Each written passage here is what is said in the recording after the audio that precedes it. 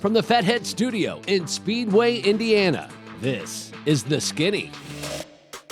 Man, am I still pretty? And he's like, you ain't pretty, but you're going to be all right. And now I'm just hanging on, looking at the wall, like flying this way. And I'm like, oh man, I got to let go of this thing at some point. And then there's one that could literally pick you up. Yeah, It's I'm not really sure about that, but yeah. That's called a helicopter. Well, And the last lap was just chaos. I mean, like 4 wide, 5 wide, dive bombing. If you land it and send it into the fence, you're probably not going to get hurt. Bounce and then this insane roll, the car that Keegan was in. I mean, I don't know, it's the shape of the Beetle or what, but that thing sent it. So I was the supercharger specialist on my old man's car with Specialist? Robert Wright. Yeah, it sounds cooler than crew guy. Hi, I'm Tony Stewart. I'm Mario Andretti. I'm Christy Lee. I'm Alexander Rossi. I'm Cruz Pedregon. Hi, I'm James Hinchcliffe, and this is The Skinny. Welcome, ladies and gentlemen, to The Skinny. I'm Ken Stout. That is Rico Elmore. These are the Fathead Eyewear Studios, and that is Michael Young back behind the controls. We have the flamboyant Mr. James Hinchcliffe in the studio with us here today. He's been on the show before, but not since it's been on MAVTV, so we welcome him in here. 11 years in Indy Car, 160-plus races, and a number of wins along the way. 6, I believe, of them, if I'm not mistaken. On the podium there 18 times. Of course, Indianapolis has been kind to you, and Indianapolis has thrown you some curveballs, to say the very least. But thanks a lot for coming in here, man. As of late, you've been a superstar on TV. Yeah, thanks, man. Thanks for having me. It's always nice to be back here. And yeah, it's been a busy stretch, man. I mean, stepped out of the car after 11 years and moved into the TV booth. I think I had a busier year this year than I ever did driving, just because I said yes to everything and went all over the place. And yeah, it's been flat out. I know you've been in the booth before this, but now full-time as a career. How was that transition? Honestly, smoother than I thought. It's been a lot of fun. First of all, there are definitely things I miss about being behind the wheel, but there's a lot that I don't. So that tells you that it's probably the right time, and it's been great. I mean, the NBC group was so awesome to work with this year. Lee Diffie's such a legend, and getting to work with T-Bell. I've raced against him before, but not getting to work with him was great. And just everyone behind the scenes there. So it's we had a lot of fun. I mean, a great season in IndyCar to jump into it, right? I mean, blocked by I think 6 drivers were still eligible for the championship going down to the last race. So that's can't ask for much more than that. So would they let you talk to them under green flag? Yeah, I mean the SRX experience definitely set the bar pretty high with that kind of thing. Have yet to get permission to do that. We talked to some guys under caution, but not under green yet. It was absolutely brilliant that night watching that, and I think I had commented to you somewhere along the way, a fabulous job in that SRX booth as well. But yeah, I mean, you guys set the bar. That was something that I don't know that's ever been done before. Talk to the drivers, of course. Talk to the drivers while they're in the middle of a race. Have the driver tell you exactly what he's going to do to your buddy in the next turn, and then do it. I don't know that I've ever seen that one. Dude, you couldn't have scripted it any better. It was so good the way Tony just called a shot like that. You know, he's telling us about whatever, and he goes, "Hang on a minute, I'm just going to school your boy here," and then chucks it in on Marco. It was so good. I mean, picture perfect pass. Picture perfect, and. It was all set. The stage was set at lunch in that wherever that was we were. They were having a bachelorette party behind us. So Rossburg, Ohio, bachelorette party, and we're in there eating lunch. So it was game on. It was PJ Jessen, Marco, right. Hinch, me, Tony Stewart, and I forget who else was. Somebody else was with us too. Yeah. Birdstein. Yeah. Birdstein was with us. So, yeah, it was good. Yeah, I thought you did a fabulous job. I mean, on that SRX series, back to the IndyCar series, my mom always told me, if you don't have something good to say, don't say anything at all. So I will tell you, there's plenty of criticism along the way whenever you watch stuff. I'm in this industry. I watch them. It's what I do. It's drivers watching drivers. I'm watching broadcasters, right? And I will honestly say from the bottom of my heart, that booth for IndyCar, to me, just my humble opinion, the best it's ever been. I've never heard a better trio between you, Townsend, Diffie. Diffie, very, very good at what he does, of course, as that host, the traffic cop, if you will. But you two guys as drivers, and conflicting points of view from time to time, and the way you handle it between the two, sometimes you agree to disagree. It's just the way it is, but the way you guys handle it, and the insight, the knowledge for you to hop out of the car, be right in that booth, is so fresh, dude. It's just absolutely amazing. That's what we want. We want you guys to tell us something we don't know. And you guys do a brilliant job of that. No, I appreciate it. I mean, like I said, I think it's a really good group. I think after about 4 races, I want to say it was Barber when I feel like it really clicked. Obviously, they've been doing it together for 10 years, whatever it's been, and I just sort of stepped in. But we got a couple races under our belt, figured out kind of how everybody fit in, and then it was just great after that. And you're right, sometimes Townsend and I didn't see a certain thing the same way, but that's great. I think people love that, and we have a lot of respect for each other, and we have an ongoing debate that we still have. We have a text message chain back and forth where every couple weeks we'll just fire someone an article or a video clip or something that gets our point across, and then he'll counter with something else. And so we have this kind of great rapport. It's ongoing. Yeah, it's ongoing. We don't mind disagreeing, but we can do it in a intelligent and respectful way. But I think it's fun. Well, you both explain your side, and it can make sense looking at it from two different angles. It happens all the time. This driver saw this driver saw that. Yeah, it's an opinion thing at the end of the day, right? There's enough instances in racing where facts are facts, but then you can read them however you want, and that's sometimes where we go different ways. But no, I think for the most part, we're on the same page for most things, and it's worked out really well. We have Mr. Hinchcliffe inside of the studio with us. We have a lot to accomplish here on this show. Stay with us. It's going to be busy. It's just kind of on a different scale. F1, the paddock is very kind of stressful. Everybody seems high-strung. Everybody walks. I was joking with someone earlier today. Everyone walks around like they're about to lose their job. So everyone's like really high-strung, and like there's someone just hanging over your shoulder at all times, watching everything you do. The Skinny is brought to you by Toyota. Toyota, let's go places. Lucas Oil. Lucas Oil, keep that engine alive. General Tire. General Tire delivers. And Fatheads Eyewear. Fatheads Eyewear, hardcore since '04. Welcome back to the Fatheads Eyewear Studios here in Speedway, Indiana. This is the Skinny. James Hinchcliffe on the show with us here today. We're just talking about his broadcasting expertise here with Indy Cars. That's where he stepped into it in 2022. And then towards the end of the year, you were able to join the F1 TV crew there for a bit. Give us a good comparison between the two styles of events, the races, how things are constructed, and what's going on. It's funny, for all the differences, there's so many similarities, and that comes from both the series, the events, the cars, whatever, the broadcasting. At the end of the day, it's motor racing, right? And we're all doing the same job. It's just kind of on a different scale. F1, the paddock is very kind of stressful. Everybody seems high-strung. Everybody walks. I was joking with someone earlier today. Everyone walks around like they're about to lose their job. So everyone's like really high-strung, and like there's someone just hanging over your shoulder at all times, watching everything you do. You don't get to see the cars. I was just in Abu Dhabi this weekend. I didn't see a single race car. Oh wow! Walking through the paddock all day, but the garages are all sealed off, and unless you're going into the garage for a purpose, you can't just see the cars. And just go rolling. And I'm in the booth for the session, so like I didn't see a single race car in real life. So it's completely different because as fans, as we watch it on TV, the garages are always open. You see all the cars. That's for what sure. You think it's like. But you go walk around an Indy Car race, and you walk through the paddock, and you're seeing every car, right? Everything's open. The tents are all there. You can kind of see it all. So it's a little bit different in that sense. And then the from the broadcast side, once the lights go out, it's just a race, right? You're calling a race. It's similar enough to what we do in IndyCar that it wasn't too big a jump. I started, my first one was in Austin, and Alex Palou did the FP1 there. And so I was lucky. I had a buddy that had just got out of the car, so I just peppered him. He was really good about it. I peppered him with so many questions. I'm like, I need to make sure I know what I'm talking about. I sound like I know what I'm talking about.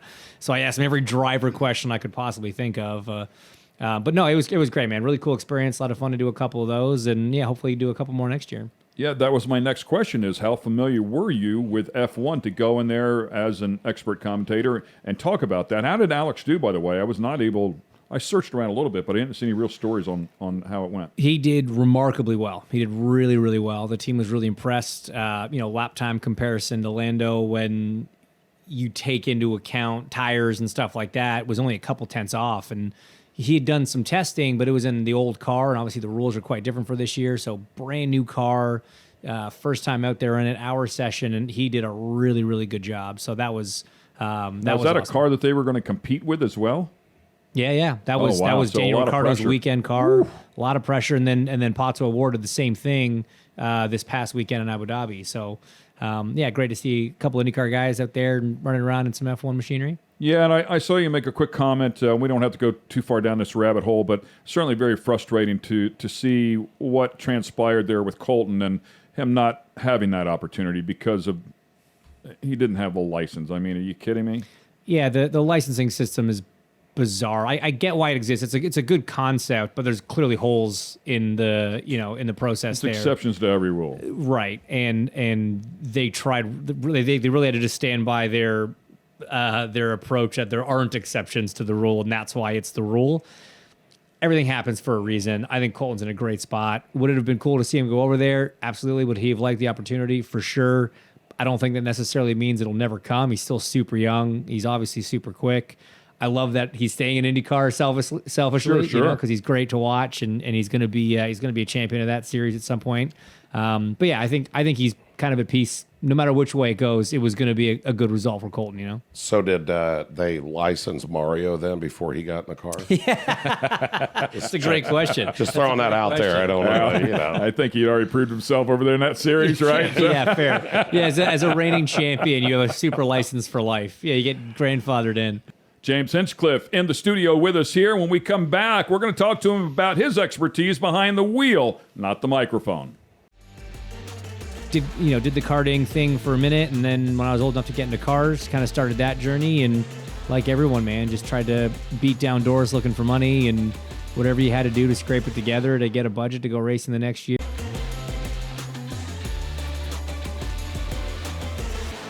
Well, I thought he was from North York, Ontario, but clearly not after I talked to Michael Young. He was only born there, so thanks a lot for clearing things up there, Michael. You care to share with the rest of the audience where he's from? Well, he's from Oakville, Ontario, and that drives me crazy in the United States when they say, like, Oak or Toronto, Canada. They'll say, from Toronto, Canada. They don't say Indianapolis, United States. It's Toronto, Ontario, or, in his case, Oakville, Ontario. I respect that. For the fans at home, if you want to know what goes on inside of the studio during a commercial break, well, there it is right there. So fit throwing at its best. Absolutely. Not to mention he's the clock hawk, so he stays on top of that clock for each segment. Welcome back there, Mr. Hinchcliffe. Sorry for our momentary rant there. Hey, man, tell the fans how you got started. You didn't start off in IndyCar. You had to scrap like everybody else. Were you in a go-kart in the very beginning? Sure was. That's how it starts, right? If you're not golfing by 3, you're never going to be Tiger Woods. I was late to the party. I was 9 when I got my first go-kart. Although I say late, other guy, I think Rossi was even later than that. But starting go-karts at 9, just kind of as a hobby. Just my dad was a big race guy, and I just grew up loving racing. Who was your dad's favorite racer? He was a big Damon Hill guy. He's a big F1 fan, so he's a big Damon Hill guy, big Nigel Mansell guy. And then, then we really started following Jacques Villeneuve when he came to IndyCar, and then we followed him, when he went over to F1. Did you guys always go to the F1 race when it came to Canada? Well, we always went to the IndyCar race in Toronto, right? So because that's a bit closer. Montreal is where the F1 race was, so it was a little more of a trek. I think we did go once, 95, 94 maybe, actually. I was pretty young the first time. And then I've probably been to that race a half a dozen times, so not a ton. The IndyCar race in Toronto, I've been every single year that I've been alive that they ran it. Either sitting in the stands or sitting behind the wheel. So yeah, then just kind of did the karting thing for a minute, and then when I was old enough to get into cars, kind of started that journey. And like everyone, man, just tried to beat down doors looking for money, and whatever you had to do to scrape it together to get a budget to go racing the next year. And then finally got the opportunity to test an Indy car, and it went really well. So was kind of off to the races. Who'd you test for? Newman Haas. Newman Haas. Yeah, so I'd finished second in Indy Lights in 2010, and they offered me a test, and went really well. It was right on the pace by the end of the test, and it was sucked though because they're like, yeah, we want to offer you the deal, sweet, sign the deal, but they're like, oh, we don't have a sponsor yet. But it's that chicken and egg thing with sponsorship, right? It's like the sponsor wants to know who the driver is, but you need the sponsor to hire the driver. So all right, so we'll hire you, and then we'll go find the sponsor because now we can tell them who they're getting. Sweet, no problem. Really, really long story short, I missed the first race that year because we just didn't have a sponsor. Everybody was trying so hard to find it. We didn't find it. And then went to St. Pete with my team shirt on and no race card, and was pretty bummed and kind of thought maybe this was it for me, because we tried everything, man, to find the money. And just thought maybe it wasn't meant to be. And then it was that weekend we were in St. Pete, Saturday, got a phone call from one of the guys we've been talking to, and he goes, all right, I'm in. Let's get a car on the track for the next race. So I made my debut kind of one race later than I should have. We have Mr. Hinchcliffe inside of the studio with us. We have a lot to accomplish here on this show. Stay with us. It's going to be busy. All year. And so I wanted to kind of take Greg around for a qualifying run, and I took a pair of his gloves that I had and stuck him in my race suit. We went and did a qualifying run, and that first day of qualifying we were actually P1, and then the second day did the same thing, came up a little short, but still got a front row start with him, which was pretty awesome.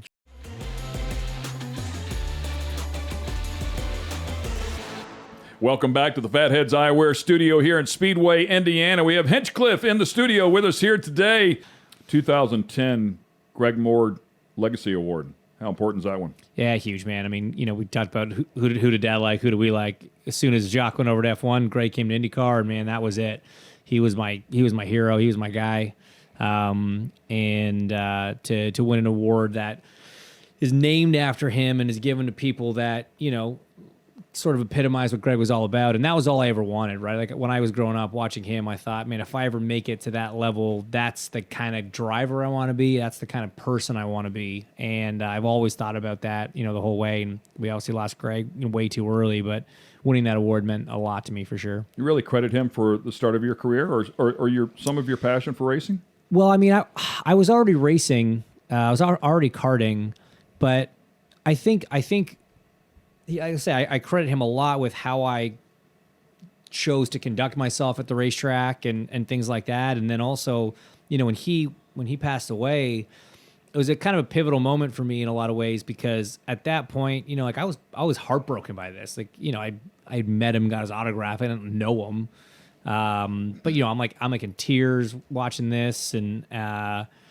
at that point, I think I was 12 years old. It would have been really easy for my parents to be like, you know what? Here's a tennis racket. We're done with the go-karting. Yeah, this is a bad idea. And you know what? I could not have faulted them for it. But at 12, that wasn't my call. But they made it my call. They sat me down and we talked about everything. And they're like, hey, look, if you still want to do this, then we're going to support you. But and I did. I was like, I know Greg would this is what Greg would want, was he would want me to keep racing. He wouldn't want me to stop racing because of this. And so that at a young age, I think, put in my head that I was willing. I understood the dangers of racing. I was willing to accept them no matter what, and try to make a career out of this. So 2012 Indianapolis 500, you qualify second. Mm-hmm. I believe finished the race in sixth, if I'm not mistaken. Greg Moore's gloves in the car. Yeah, it was one of the coolest things. A lot of guys talked about how special Greg was on ovals, right? But because of the kart IRL split, he never actually got the chance to run the 500. And there's no doubt that he would have just smoked it.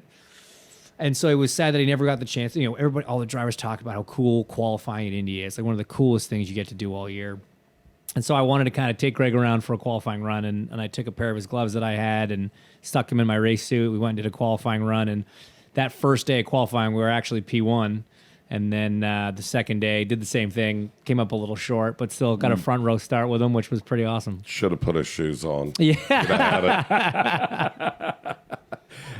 Pretty interesting. That's awesome. It's cool how deep those emotions run and how passionate we become for someone like that drives us in the sport that we love.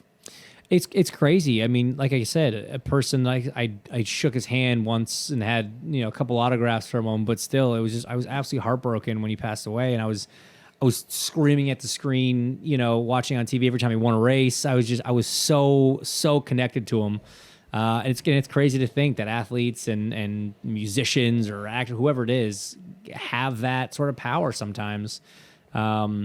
It's a weird sort of thing. So we'll take a quick break here. We'll be right back on the other side. We'll pick his brain a little bit more. We're going to talk about Indy. My body holds about 11 units of blood, the average human body, guy my size, and I had 22 units put in because I had 2 full oil changes. Yeah, man. Wow. You had a big hole. You had a big leak. I had a couple big holes. That was the problem. The Skinny is brought to you by Lucas Oil. Lucas Oil, keep that engine alive. Fatheads Eyewear. Fatheads Eyewear, hardcore since '04. Toyota. Toyota, let's go places. And General Tire.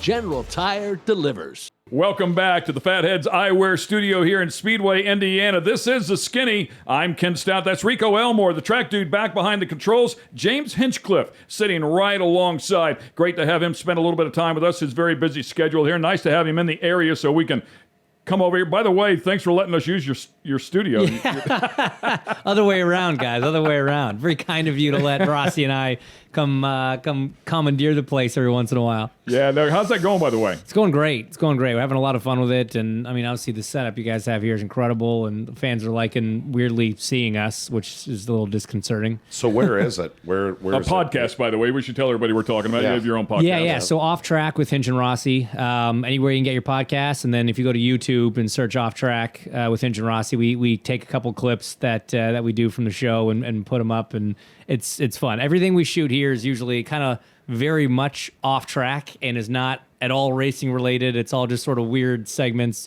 Normally us complaining about stuff, but I like that. Yeah. Who's the third dude on there? I don't know. Yeah. Doesn't really matter. It's not important. That is great. He's not important. That's our producer, Thim.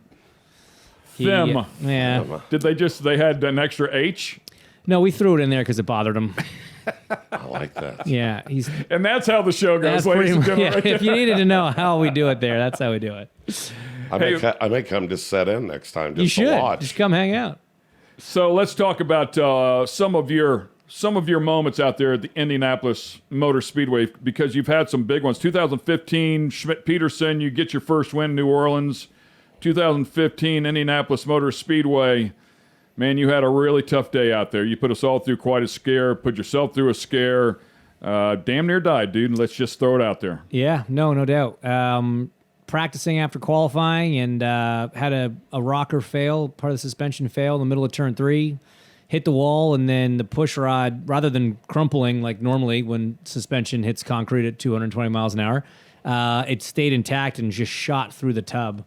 Very, very rare thing to happen. It's happened in the past. I know TK had a rod go through his calf one year, I think in Motegi or something. And it's not totally unheard of. Pretty rare these days. But to make it even worse, how it went through the tub, it went straight through me. I was shish kebabbed, basically. Went in one side of me, out the other, and stuck in the side of the tub. Hit an artery in my leg. I was going to say, what part of the body did it go through? Yeah, so it went through my legs, basically, like right up upper thigh, kind of through my butt cheek a little bit, came out my hip, and it hit an artery in my left leg. So I was pinned in the car by this rod, and was just kind of bleeding out right there in the middle of the track. Had it not been for the AMR Indy Car safety team, Had it not been for the crack safety team that we have, and that's no joke. I mean, we kind we sort of said that in jest, but honestly, 100 things had to go wrong that day for that particular accident, that particular injury, but 150 things had to go just right. And 6 of those, 8 of those, 10 of those, whatever it is, were the safety crew that got there, thought on their feet, because there's no protocol for that kind of injury. It never really has happened. And they just used all their experience, thought on their feet, got me out of the car, straight in the ambulance, had to change. Normally you'd stop at the infield medical center. They realized there was no time for that. Normally they think about firing up the chopper, but Indy's the only place that we race where it's actually, maybe not on race day, but certainly on a practice day, the only place it's closer to take an ambulance to the closest hospital than the chopper. If we had fired up the chopper, I would have died, because it took... I think I said it took 7 minutes to get from the track to the hospital. And by the time I was in the elevator up to the OR, they had already lost my pulse twice. So my surgeon said he reckons we had about 90 seconds, give or take. Wow. And they weren't sure they were going to get me back. And so if we had to wait for a chopper to fire up, land, there's just no way. Any other racetrack, I wouldn't be sitting here. So, to talk about that rescue team, we actually had those guys in here on the show when it was a podcast as well. The expertise that they have, they literally do train those guys for your style of racing. The open cockpit, open wheel, I should say, that tight confine that your body is in, and the measures that they have to work within is something that they train a lot with. Now, certainly you throw them a curveball by, having that rod stuffed through the tub. So there you are pinned inside of the car with the rod still in the tub. What did they do to finally free you up? Well, see, I was conscious, but not very communicative. I was pretty concussed, right? So I didn't know, or at least couldn't verbalize that I had been stabbed, basically. I had been hinch-kebabbed, as we coined the term. I like that. And so they tried to pick me up, and they were like, man, he's really heavy, and they couldn't figure out why. I was stuck in the car. They couldn't figure out why. So they grabbed the spreaders and just thought maybe because he hit the wall so hard, maybe the tub sort of condensed and contracted and the seat stuck in there, something like that.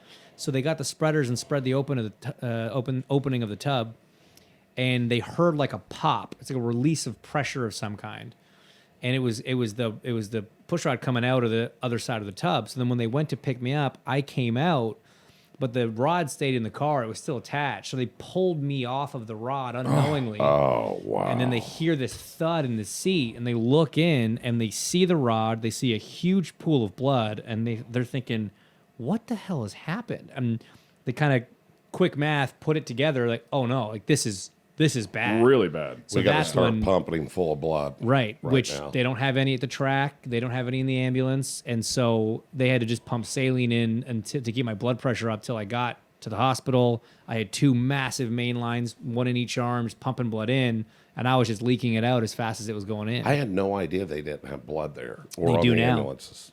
They do now at the Speedway. Wow.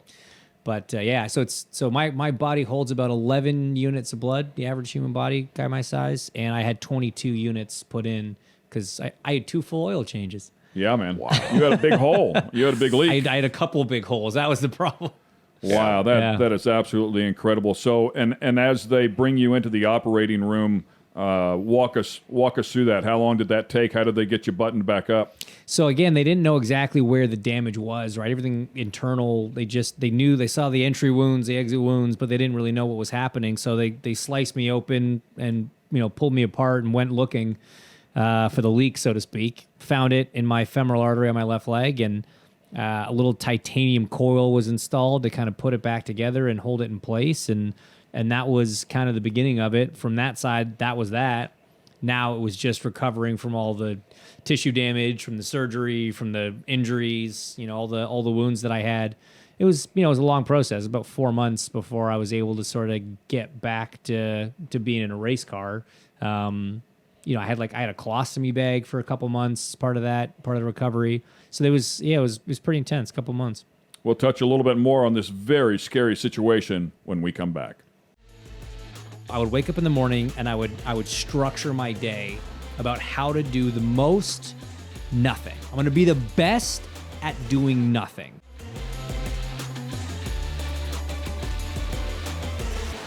Welcome back to the Skinny. James Hinchcliffe just walking us through his very scary incident, 2015 Indianapolis Motor Speedway, where he was skewered inside of the car. And of course, if you watch that previous segment, you know that he did make it out and through surgery. Talk to us about fresh off of a knee replacement here, which pales in comparison. Still a bit of a challenge for a chubby guy here, but talk to us about that recovery, all of that physical therapy. That stuff is painful, and you made a pretty quick recovery, all things considered. Yeah, so this will come as absolutely no surprise. Athletes make terrible patients, right? And so my doctor sat me down, and he was like, look, sat me down. I was laid up in bed. But he sat down beside me and said, look, I get that what you want to do is get back in a race car, right? Yes. Cool. I get that you are an athlete. You're used to pushing yourself. You think you can do more, do better, do faster. Yes. He goes, cool. What you need to get back into a race car as soon as possible is rest. You need to let your body heal. The more you try to do, the worse it's going to be, the longer it's going to take. So I need you to do nothing. And as an athlete, as a competitor, that was like, I was really struggling with that concept, right? And so I had to sort of reclock my thinking a bit. And what I did was I made a competition out of doing nothing. So I was allowed once I was up walking, they gave me a certain number of steps I was allowed to take a day. And every like 2 or 3 days, that number would increase by a couple hundred steps or whatever it was. And so I would wake up in the morning and I would structure my day about how to do the most nothing. I'm going to be the best at doing nothing. I just had to make it a competition. So I would get up, I had that however many steps I was allowed to do, I would do laps around my couch until I had completed like 90% of them, and that budgeted me enough steps for like 3 bathroom breaks and then getting back to my bed at night. So I was like, get out of bed, walk around my couch, lay down on my couch all day, my 3 bathroom breaks, and then walking back to bed at night. And like, that's how I had to structure my days. And it worked. I mean, the rate at which I healed was way faster than what they were expecting. I was 2 to 3 months ahead of schedule for getting back into a race car. Incredible. The approach is incredible. Yeah, it's amazing. And I mean, it's just the opposite of what they tell you with your knee. Oh, yeah. They want you walking immediately. Well, a couple of hours later, as soon as the spinal wears off, they have me walking down the hall and up some stairs and back in, and you can't use it enough. Yeah, I'm crying about it, but I mean, that's what I was doing. They literally said, you can't hurt your knee. They said, your knee will hurt you, but you cannot hurt your knee. I'm packing titanium both legs, baby. Nice. But that was the thing, Michael brought up the safety crew, and we talked about it the last time when you were on, and I mean, that group of people are amazing. I mean, what they do. And, of course, I mentioned it the last time, but, knowing him from Pit Fit and all of the above there and out and about, well, of course, I see the crash. It's horrible. I mean, there's nothing about it that looks okay. And then when I see the car come to a rest and his head keeps nosing over and he's losing consciousness, I'm like, come on, get it. You got to get him out of there, and luckily there was no fire. I mean, because he definitely was pinned in the car. But anyhow, after that happened, as I said, that was when I told the folks at the Speedway, I said, you guys need to do something like Public Safety Day or something. And like I said, they need to juice it up a little bit, bring the firehouses out and, let them have a chili cook-off. I know it's going to be 90 degrees out, but, let them have a chili cook-off. And, but it's about honoring those folks that do that, because you got the ones that do it on the track, and man, we got them on the road that do it every day in combat, So, but yeah, it's just amazing what those guys can do. It was cool because it led to, working with IU on EMT and EMS Appreciation Day, because a lot of the people that volunteer on the safety team, they're either firefighters or EMTs in their day job sort of thing in their main life. And we put in a big effort to bring a whole group out to the Speedway, because there's EMT and EMS Appreciation Week is in May. Do a whole thing around it because, and again, it's not just people on the racetrack. It's like you say, it's everybody on the road. It's everybody that's ever had someone come help them. These people are incredible at what they do. How many do you guys get out for that? Do you know? So we do a special thing around about 10, but then I think they offer tickets for 100, something like that around the state. It's pretty good. Well, let me know about the 10. We would put together something from here for them and give it to them. That's a huge deal to us. Yeah, I appreciate that. It's really making the best of a bad situation. They always learn from something. I mean, the blood alone, right? I mean, you say now it's out there. I'm curious, because of the level of athlete that you are, that these drivers are in Indy Car. I think about Sebastian Bourdais, his nasty wreck, and I remember seeing him. I mean, it seemed like just a couple of months later, he was inside of the pool and swimming. I just watched it. So I heard you say you recovered so quickly. I see Seabass recovering so quickly. Is a lot of that, do you think, attributed to your athleticism? It's two things. That is definitely a big part of it, and any doctor will tell you that. If you're coming in a pretty fit situation, that's going to help. But the other thing, and this is something if you had asked me beforehand, I would have been like, yeah, maybe. But I now fully subscribe to this. Your mindset, your mental state, when you're like, the power the mind has over the body is incredible. And so both Sebastian and I had this crazy motivation to achieve a goal, to get better as quickly as possible. And we put ourselves in that mindset that just allows the body to heal in a certain way and at an accelerated rate. I really, truly believe that. If I was sitting there being like, oh, well, this is the end of my career, I'm never getting back in a race car, and just sat there in this negative state and whatever, I never would have healed the way that I did. And I think the same is true of him. So you've got someone that's going in the right shape. That helps a lot. But also just your outlook and how you approach it, I think really does change. Some great insight here from James Hinchcliffe in some really, really tough situations. When we come back, we're going to lighten it up a little bit. Maybe we'll have a beer. Like, yeah, of course you're like, whatever, no big deal. But when I told him, pull Indy 500 or like win a race and say, like, yeah, cool, man, good job.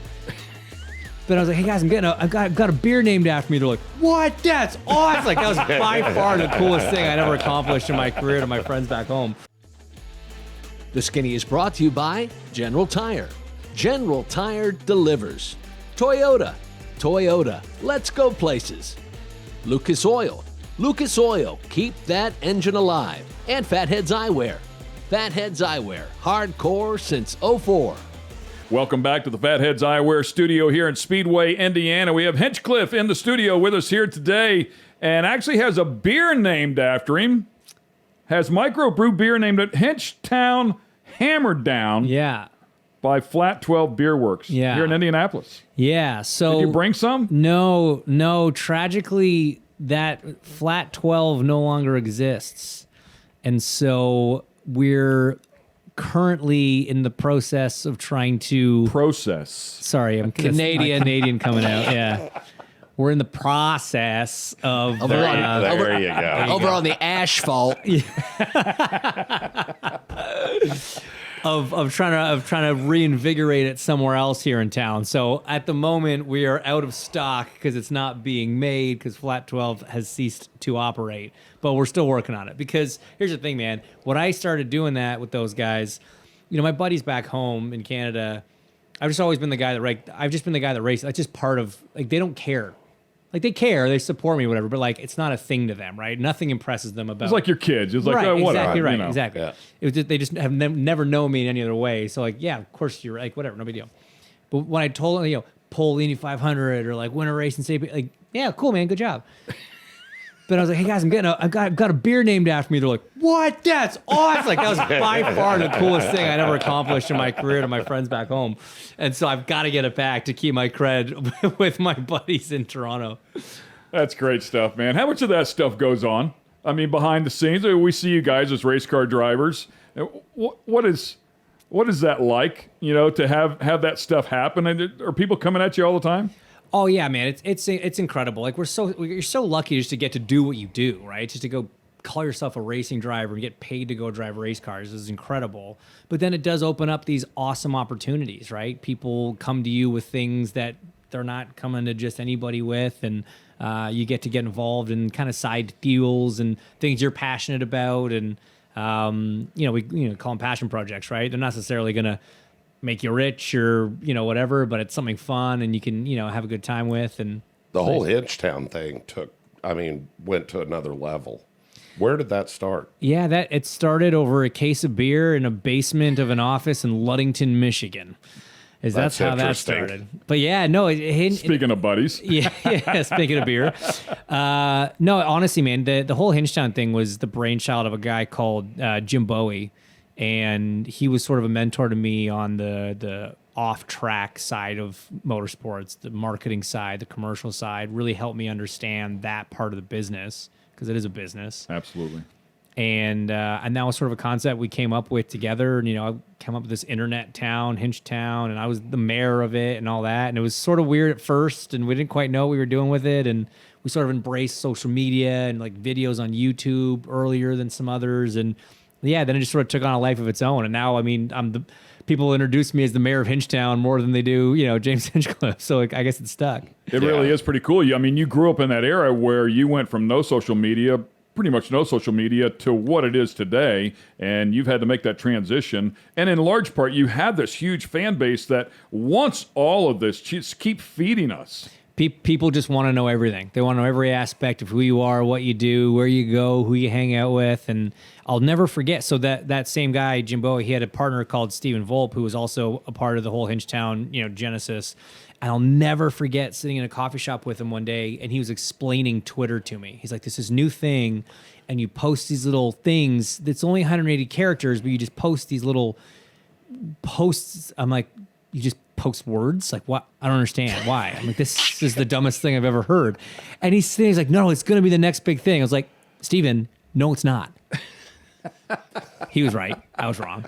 Seems like they did all right with it in the sale. So yeah, 44 billion later. I think, exactly. I think he was right. may not like the guy that bought it, but they did pretty well with the sale. So exciting, you overpaid.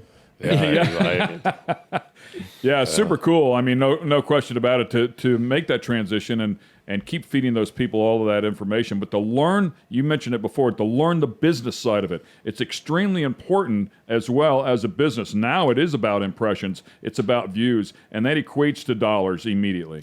Yeah, if anything, it's in some ways it's easier, in some ways it's more difficult now because, like you say, we went through that transition period where you went from zero social media to social media being very important. In the early days, we didn't really know the value of it, and sponsors definitely didn't know the value of it yet. So you did it more for a fan base and less for necessarily something that sponsors are going to, be drawn to.